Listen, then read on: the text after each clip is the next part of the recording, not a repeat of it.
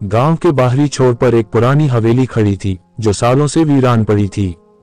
इस हवेली को लेकर गांव वालों के बीच कई तरह की कहानियां प्रचलित थीं।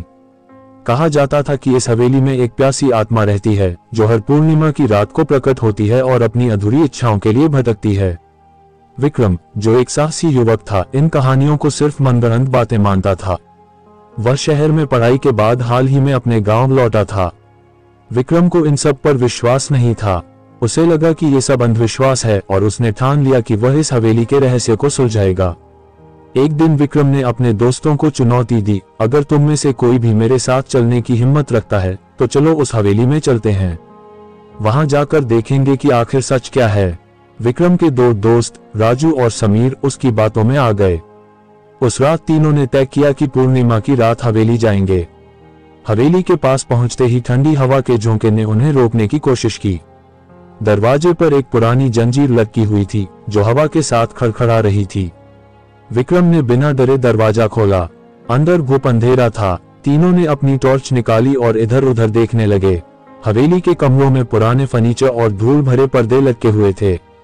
दीवारों पर अजीबोगरीब चित्र बने हुए थे जिन्हें देखकर ऐसा लग रहा था मानो किसी कलाकार ने अपने दर्द को इन चित्रों में उकेरा हो। घूमते घूमते वे हवेली के सबसे बड़े कमरे में पहुंचे। वहां एक पुराना झूला लटका हुआ था जो धीरे धीरे हिल रहा था। विक्रम ने झूले को करीब से देखा और मजाक में कहा, क्या यही है तुम्हारी प्यासी आत्मा?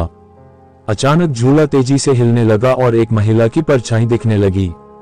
उसकी आंखें विक्रम को घूर रही थीं। विक्रम और उसके दोस्त घबरा गए। तभी एक धीमी भयानक आवाज गूंजी, कौन हो तुम लोग?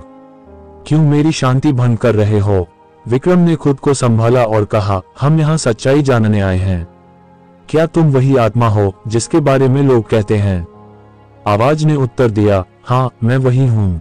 मेरा नाम रत्ना है। इस हवेली में मैं अपने पति के साथ रहती थी, लेकिन एक रात लालचियों ने हमें मार डाला।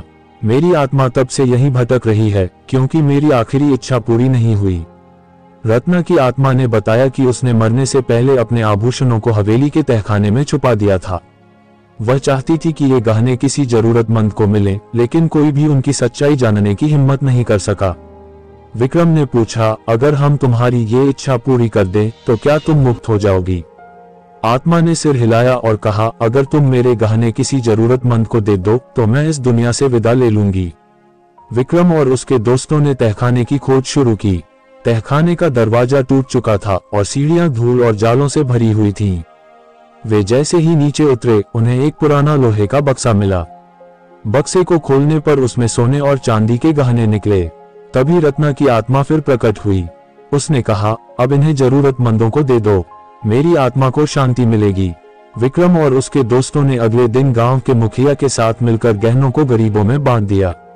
जैसे ही यह काम पूरा हुआ, हवेली में एक तेज रोशनी फैल गई। रत्ना की आत्मा ने आभार व्यक्त किया और धीरे धीरे हवेली से गायब हो गई। उस दिन के बाद से हवेली में आत्मा के होने की कहानियां खत्म हो गईं। विक्रम ने अपनी समझदारी और साहस से एक पुराने रहस्य को सुलझाया और गांव वालों को सिखाया कि हर डर के पीछे एक सच्चाई होती है जिसे समझने की जरूरत होती है। और आप भी हमारी कहानी से प्रेरित हुए हैं और हमारी कहानी अच्छी लगी हो तो हमारे चैनल को सब्सक्राइब करें, लाइक करें और कमेंट में लिखें आपको कैसी कहानी पसंद है। धन्यवाद दोस्तों।